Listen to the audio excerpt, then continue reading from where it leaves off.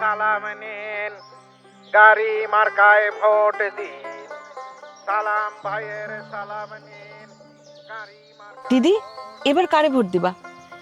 Vote দিব কিনা জানি না, আমিও বুঝতেছি না।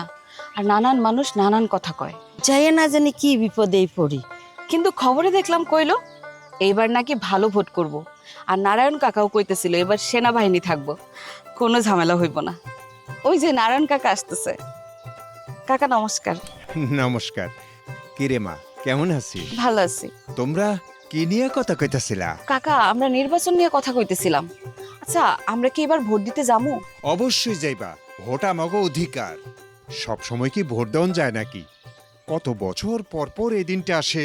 ঠিক মতন ভোট কি হইব? আর আমরা ভোট দিতে পারুম দাদা? পারবা পারবা। ওই পাড়ার ফজলু মিয়ার বেটা সেনাবাহিনীতে আছে। সে কইছে তারা কিন্তু এবার খুব সোচ্চার। ছোট বড় জাতি ধর্মের সবাই মিল্লা যাতে একটা ভালো ভোট হয় সেটাই তারা নিশ্চিত করব।